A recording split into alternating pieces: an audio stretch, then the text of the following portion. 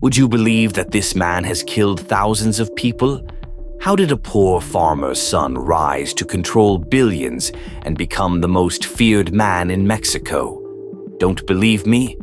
The man you are looking at is the infamous leader of the Sinaloa Cartel, one of Mexico's most powerful cartels.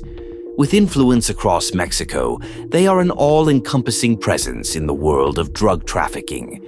Like any cartel, their track sheet is horrifying. Murder, human trafficking, forced prostitution. They've committed just about every crime under the sun. Hold on. I said he slaughtered thousands. The cartel? They're not some street gang. They're mass murderers. Fentanyl is their weapon. 50 times stronger than heroin. A single drop can end you. The DEA. They're barely scratching the surface. 12,000 pounds seized? That's a drop in the ocean. Imagine the mountains of death they're smuggling, the rivers of blood they're flooding our streets with. The cartel isn't just bad, they're a plague, a silent genocide. That begs the question. How did this seemingly innocuous-looking man become one of the world's most powerful and dangerous criminals?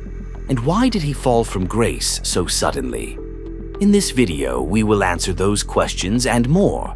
Joaquín Archivaldo Guzmán Loera was born on the 4th of April 1957. Named after the former president of El Salvador, Joaquín Eufrasio Guzmán, a complicated figure with a complicated legacy. Born into a life of back-breaking labor and his father's brutal hand, El Chapo's childhood was a breeding ground for darkness. Poverty, a constant gnawing fear, warped his young mind. He learned to hate the weakness he saw in himself, the desperation that clung to his family like a shroud.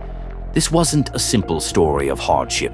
It was a twisted tale of a boy consumed by resentment, fueled by a primal rage against the world that had dealt him such a cruel hand. The seeds of the monster he would become were sown in those fields, nurtured by the bitter sting of poverty and the crushing weight of his father's abuse. Guzmán was a good kid growing up. His father would often go into blind rages and beat his younger siblings.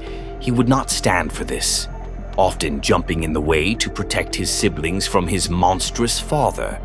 His mother gave him emotional support, however, this wasn't enough.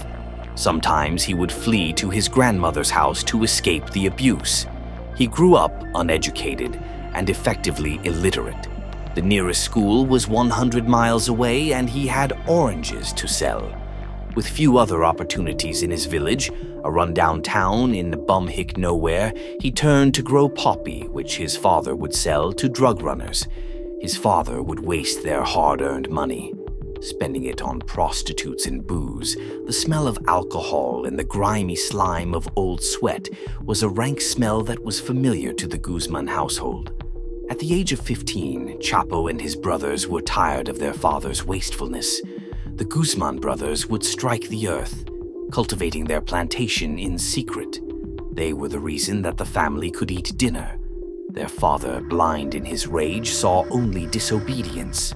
The audacity of these boys daring to defy him. He cast out Chapo, the eldest, the protector, the one who always bore the brunt of their father's wrath.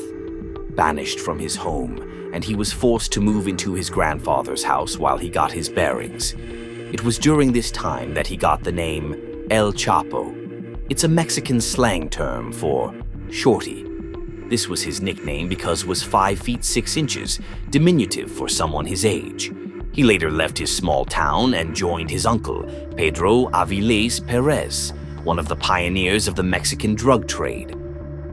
He would die in a shootout when Chapo was around 21, and he was set up by one of his underlings.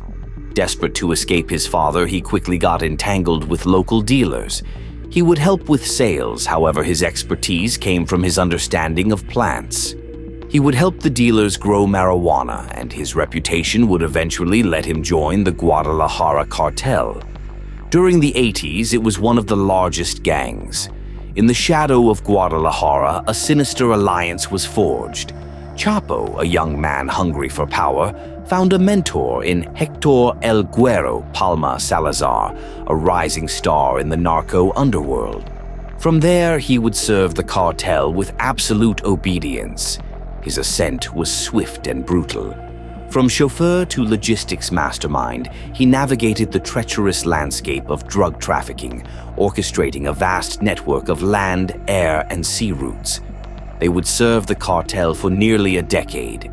On 1988, the cartel had lost a large shipment of cocaine. This was blamed on Güero and El Chapo. As punishment, Güero's associate El Lobito Retamoza was killed as an example. He was spared for his long-term loyalty. However, they wouldn't let him off so easily the next time. The Guadalajara cartel was in a downturn at the time. It was clear that federal agencies and internal divisions would lead to the gang splintering off or killing itself from the inside out. Güero saw going to happen to the cartel, and he knew that the cartel might consider punishing Chapo for the lost shipment.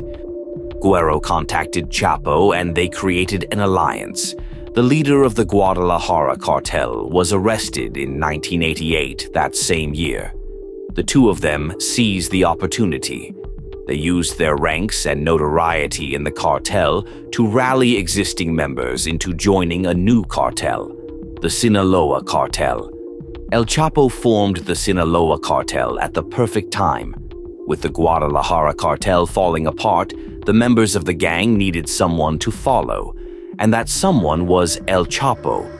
Guzmán focused on smuggling routes in northern Mexico, particularly Tecate, Mexicali, and San Luis Rio Colorado. This would be the start of Chapo's most defining characteristic: ingenuity and resourcefulness. B would use many methods for his trafficking, including trucks, planes, and mislabeled shipments of miscellaneous items. However, there are a few things that show off his cleverness. He was the first cartel to implement underground tunnels and passages that would stretch on for hundreds of miles. Modern technology doesn't have many efficient ways to detect tunnels, so these tunnels were nigh untraceable. He would even stuff cocaine into canned goods like chili pepper cans. The reason for this is that it isn't an efficient way to open and reseal hundreds of cans of canned chili pepper, so most authorities don't bother. However, it wasn't all smooth sailing for him. Guzmán faced U.S. indictments for drug trafficking in the late 80s, and he was even accused of coordinating the shipment of large quantities of marijuana and cocaine, on top of accusations of bribing customs officers to facilitate his trafficking. As the Sinaloa Cartel's influence expanded, so did the number of enemies it made. The cost of success, however, would soon become tragically apparent. A map flashes on the screen, and Sinaloa's territory is colored yellow, highlighting the vast territory under Sinaloa's control. The Sinaloa Cartel, under Guzmán's leadership, became the most powerful drug trafficking organization in the world. They controlled vast smuggling routes throughout Mexico and established connections to markets in the United States, Europe, and Asia. Their tentacles reached far beyond drugs, weaving a web of crime and corruption. He was so wealthy that Forbes magazine once estimated Guzmán's wealth at $1 billion. Likely underestimated his wealth by many magnitudes. U.S. authorities seized millions of dollars in cash, real estate, and other assets linked to the cartel. The true extent of his wealth is likely far greater, as much of it remains hidden or unaccounted for. El Chapo's story is one of the rags to riches, crime, and violence.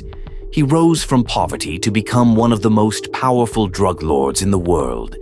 His Sinaloa cartel was responsible for smuggling tons of drugs into the United States and other countries.